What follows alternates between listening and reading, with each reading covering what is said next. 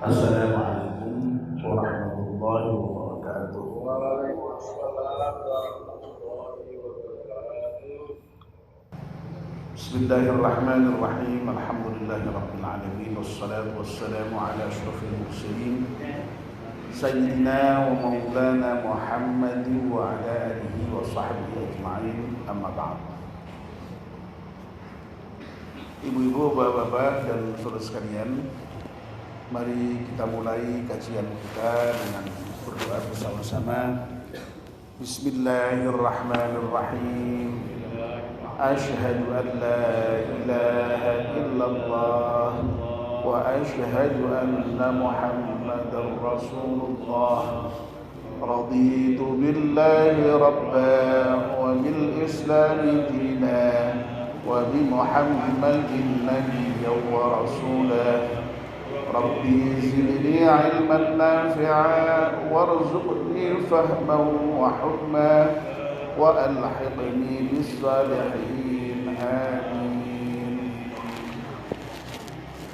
Alhamdulillah, pagi ini kita bisa bertemu kembali untuk mengaji. Kemarin yang terakhir kita baru saja menyelesaikan doa yang memohon kepada Allah Subhanahu wa taala agar husnul khatimah dan diberi kesempatan untuk bertemu dengan Allah nanti di akhirat. Dan pertemuan dengan Allah itulah yang betul-betul merupakan hari-hari yang terindah bagi kita semua sebagai orang-orang yang beriman. Pagi ini kita akan membahas doa yang baru, doa yang cukup pendek, yang memohon kepada Allah Subhanahu wa taala agar dicukupkan dengan rezeki yang halal dan dihindarkan dari rezeki yang haram, serta dicukupkan juga, dikayakan juga dengan apa yang datang dari Allah Subhanahu wa taala, anugerah Allah Subhanahu wa taala, sehingga kita tidak membutuhkan dari yang selain Allah Subhanahu wa taala. Doa yang diajarkan hari ini bunyi lengkapnya, mari kita baca bersama-sama. Bismillahirrahmanirrahim. Allahumma kfini bihalalika an haramik wa aghnini bifadlika amman siwak. Mari kita bahas bagian yang pertama. Ya Allah, cukupkan untukku, Allahumma kfini bihalalika, dengan rezeki yang halal saja darimu, dan dengan kau cukupkan yang halal itu, an haramika, saya kemudian terhindar dari rezeki yang haram. Jadi kita minta dicukupkan dengan yang halal dan dihindarkan dari yang haram. Bapak dan ibu-ibu yang dimuliakan Allah Subhanahu wa taala, permohonan kepada Allah Subhanahu wa taala bahwa kita itu memang membutuhkan rezeki, membutuhkan harta untuk kepentingan hidup kita, sebab memang kita hidup itu butuh sarana untuk bisa bertahan hidup, butuh papan, butuh sandang, butuh pangan. kebutuhan itu sering sampai buat peringkatnya menjadi 3 peringkat minimal ya. Peringkat yang primer, sekunder, bahkan tersier. Jadi kalau dalam bahasa Arabnya itu ada yang disebut dengan daruriyat, hajiyat, ya, tahsiniyat gitu ya. Itu semua kita butuhkan memang. Tetapi yang kita butuhkan, harta, rezeki dari Allah Subhanahu wa taala itu tidak sekedar rezeki, tidak sekedar harta. Tetapi kita minta kebutuhan-kebutuhan kita, keperluan-keperluan kita, kepentingan-kepentingan kita itu dicukupkan oleh Allah. Jadi yang penting itu kan cukup. Jadi bahasa yang dipakai hadis ini Allahumma kfini. Memang ada versi lain Allahumma aghnini, Allahumma aghnini, kayakan kami. Ini cukupkan kami. Cukup dalam rangka memenuhi kebutuhan-kebutuhan tadi. Nah, tidak saja hanya sekedar cukup ya, untuk menutup semua kebutuhan dan kepentingan hidup kita itu, baik yang primer, sekunder maupun tersier, yang daruriyat, yang hajiyat maupun yang tahsiniyat ya. Tetapi lebih dari itu, bahwa rezeki yang kemudian kita harapkan bisa memenuhi kebutuhan kita dengan cukup tadi itu adalah rezeki yang halal, bukan yang haram. Jadi cukup ya. Yang penting cukup dan halal. Ya, tidak yang haram. Itu yang kita mohonkan. Ya, sebab memang kalau rezeki atau harta itu sampai haram, ya masya Allah, ya. Kemudian lalu implikasinya sangat panjang gitu. Kalau harta atau rezeki yang kemudian kita gunakan untuk menutupi kebutuhan hidup dan keperluan-keperluan kita itu dari yang haram, ya.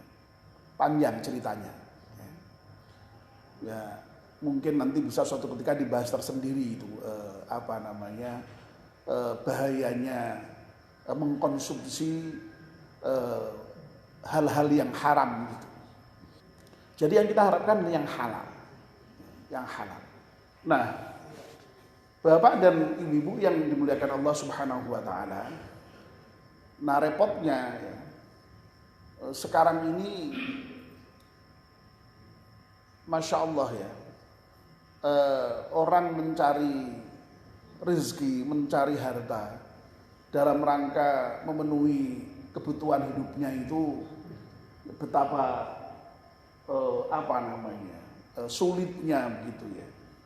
Sehingga kemudian lalu muncul semacam adagium atau semacam ungkapan yang kemudian seakan-akan menjadi hal yang sudah biasa ya.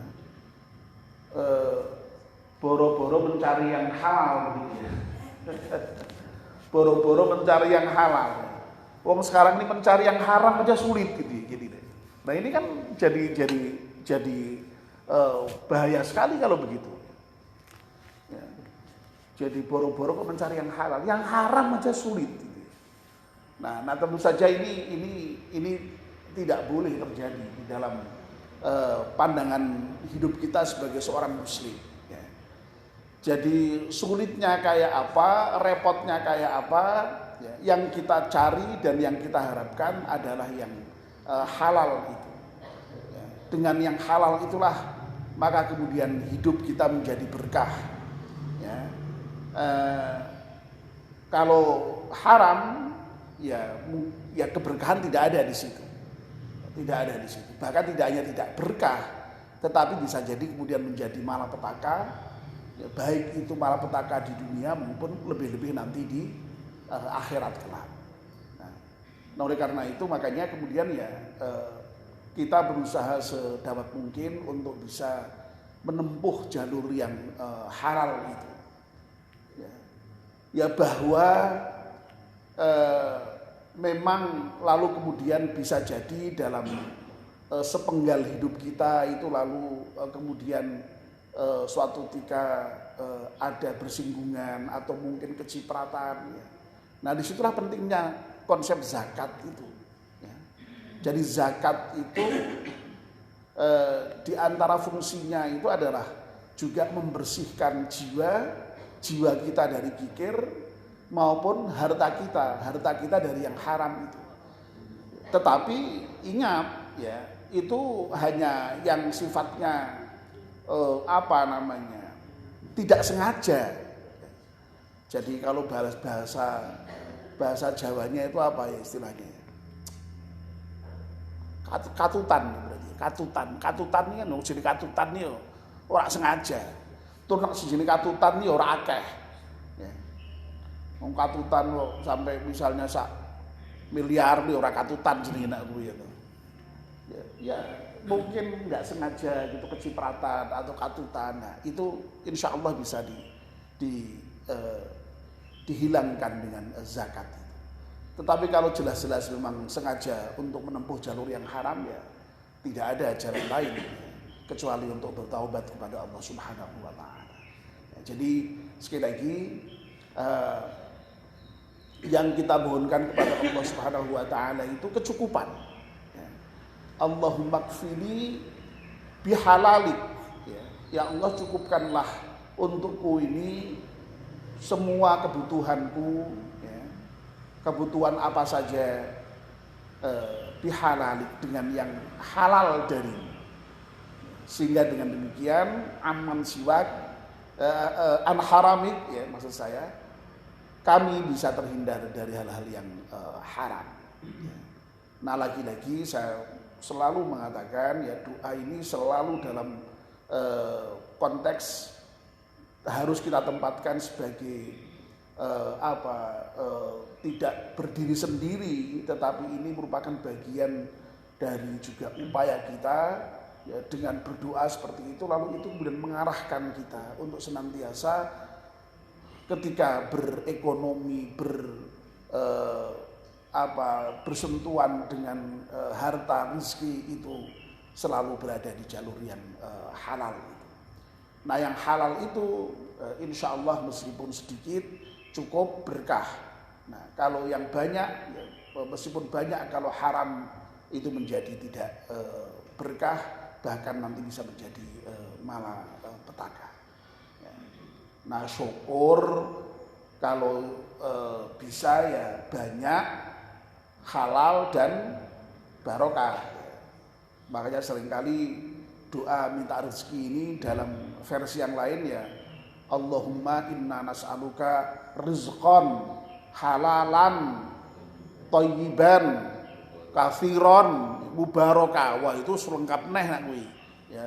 Ya Allah berilah kepada kami rezeki yang halal, yang thayyib ya, yang banyak dan barokah. Ya, itu wis pol-polan nak kuwi. Ya.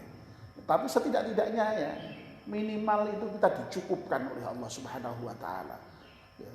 Jadi cukup itu kan enak ya. Jadi cukup pokoknya. Untuk apa cukup? Ya. Untuk pergi haji cukup. Untuk apa ini? Beli mobil cukup. Untuk beli rumah cukup. Loh kan ya. Cukup itu pokoknya cukup saja itu sudah hebat itu. Jadi untuk nyekolahkan anak cukup ya. Untuk kebutuhan-kebutuhan yang lain cukup, pokoknya cukup. Ya. Untuk sedekah cukup, ya cukup. Ya. Jadi semuanya cukup. Ya, karena tadi Pak emang kebutuhan itu tidak hanya yang primer kan ya, ada yang sekunder sampai yang tersier tadi. Ya. Nah itu yang kita mohonkan kepada Allah Subhanahu Wa Taala. Mudah-mudahan doa kita dikabulkan Allah Subhanahu wa taala. Amin ya rabbal alamin. Mari kita akhiri doa pengajian kita dengan berdoa bersama-sama. Bismillahirrahmanirrahim. Wal 'asri innal insana lafi khusrin illa alladziina aamanu wa 'amilus shalihati wa tawassaw bil haqqi wa tawassaw bis sabr. Subhanakallahumma wa bihamdika asyhadu an la ilaha illa anta astaghfiruka wa atubu ilaik. Wassalamualaikum warahmatullahi wabarakatuh.